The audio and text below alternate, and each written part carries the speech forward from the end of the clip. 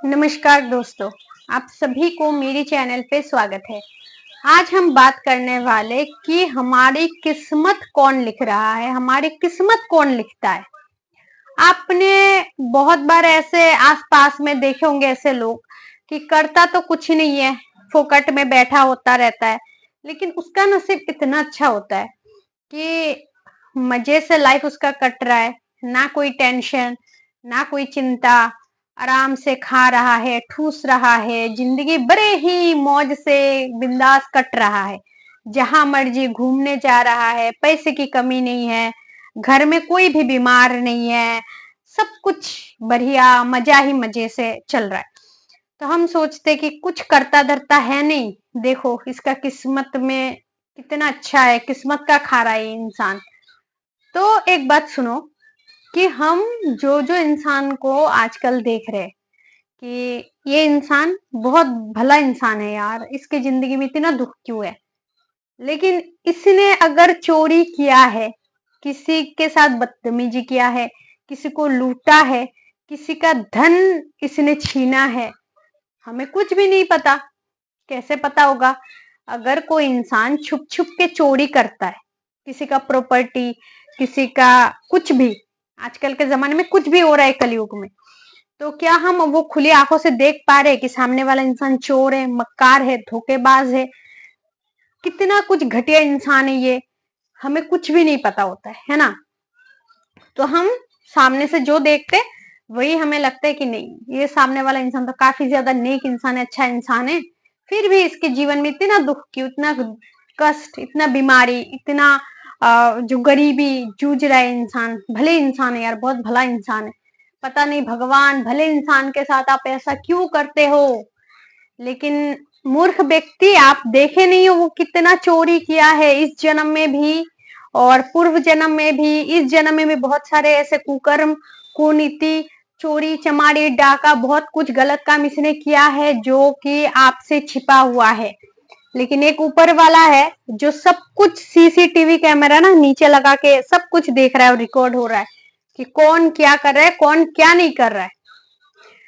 तो जो एस्ट्रोलॉजर है वो बोलते हैं ना कि तुम्हारा मंगल खराब है, शनि खराब है, गुरु खराब है, शुक्र खराब है। तो ये ग्रह ऐसे नहीं खराब होता है, ऐसे नहीं इफेक्ट डालता है आपके लाइफ में। आपका कर्म करते हो आप ऐसा, उसके लिए आपको सजा भुगतना पड़ता है। जैसे कि थाने में पुलिस मार मार के आप जुल्म किए हो उसका बदला लेते हैं, तो ऊपर वाला भी जीते जी आपको ग्रह जो है उनको भेजेंगे कि आपका कुंडली में बैठ के आपका राहु खराब करे, आपको बीमार करे, एक्सीडेंट करे। आपका जो लोग बोलते हैं मंगल खराब होने से एक्सीडेंट होता है, रक्तपात होता है, तो सब कुछ का एक रूल एंड रेगुलेशन होता है। इस इंसानी दुनिया में जैसे होता है पुलिस, जेल, सेंट्रल जेल, फिर लोग फांसी लगा लेते हैं, बहुत ज्यादा जुल्म करते हैं तो उसे फांसी की सजा होता है। तो ऐसे ही ऊपर वाला भी ऐसे सजा दे दे कि आप कितना जुल्म कर रहे हो, कितना खराब काम कर रहे हो, कितना कुछ कर रहे हो। आपने बहुत सारे ऐसे लोग देखे होंगे कि 10 साल 12 साल का लड़का है, इतना पैसा कमा रहा है, इतना टैलेंटेड है कि क्या बोले। आप सोचो तो वाह वाह, इतना छोटा लड़का, इतना टैलेंटेड। हम इसकी उम्र में तो हमें कुछ भी पता नहीं था। हम क्रिकेट भी खेलते थे तो सोचते थे अरे भाई ये बॉल किस चीज का है, बनता कैसे है, हम इस सोच में लगे रहते थे। लेकिन आज देखो ये बच्चा 10-12 साल का होके कितना पैसा कमा रहा है, कितना कुछ कर रहा है ना। और यूट्यूब में देखो कितना सक्सेस मिल रहा है उसे। या फिर बहुत सारे ऐसे बच्चे देखे होंगे 10 साल 15 साल के, इतना ज्यादा स्पिरिचुअलिटी पे ये बात करता है, इतना ज्यादा संसद में वो लेक्चर देता है कि बड़े बड़े लोग बैठ के उसका भाषण सुनता है, इतना ज्यादा भगवान का नाम कीर्तन करना, भगवान के विषय में इतना कुछ ज्ञान इसको कैसे प्राप्त है।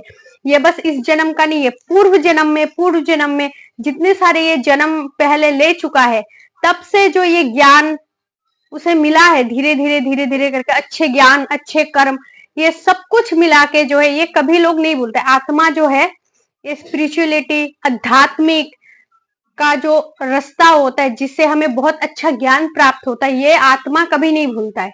ये ABCD 1 2 3 4 ये सब बस एक नॉलेजेबल है, ये आप सीखोगे नॉलेज के लिए कि हाँ मुझे ये चाहिए वो चाहिए, लेकिन आध्यात्मिक जो स्पिरिचुअलिटी भगवान का ज्ञान है ये आत्मा से जुड़ जाता है, ये लोग कभी नहीं भूलता है, जन्म जन्म से कहीं ना कहीं से याद रहता है। तो 10 साल 15 साल का बच्चा इतना ज्यादा भगवान का नाम कीर्तन, इतना कुछ भगवान के बारे में कैसे जानता है?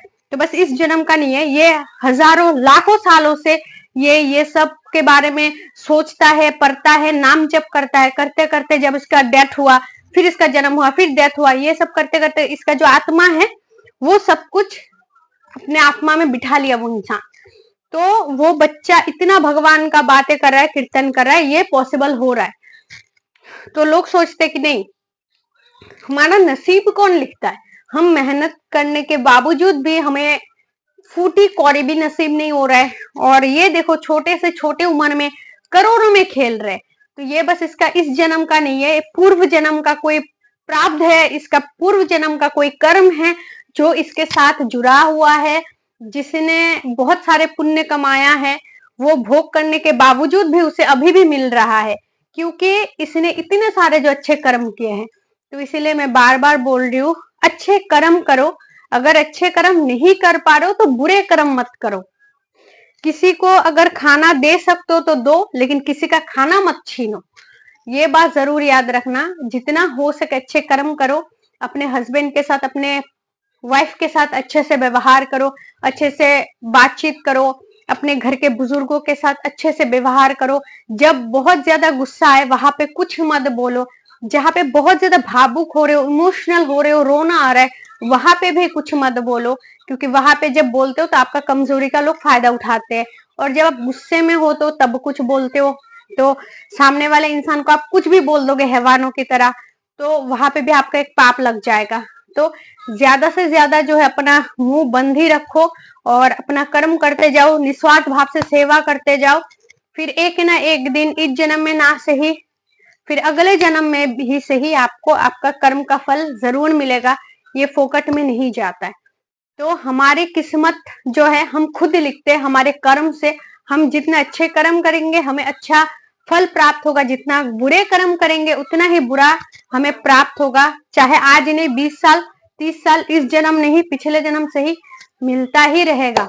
इसलिए कर्म करना मत भूलो, वो भी अच्छे कर्म ज्यादा से ज्यादा करो। तो आशा करती हूँ ये वीडियो आपके लिए हेल्पफुल रही होगी। अगर वीडियो पसंद आए तो लाइक कर देना, और अगर आप मेरे चैनल पे नए हो तो प्लीज चैनल को जरूर सब्सक्राइब कर लीजिएगा। खुश रहे, अपना ध्यान रखें। Thanks for watching. जय श्री कृष्ण।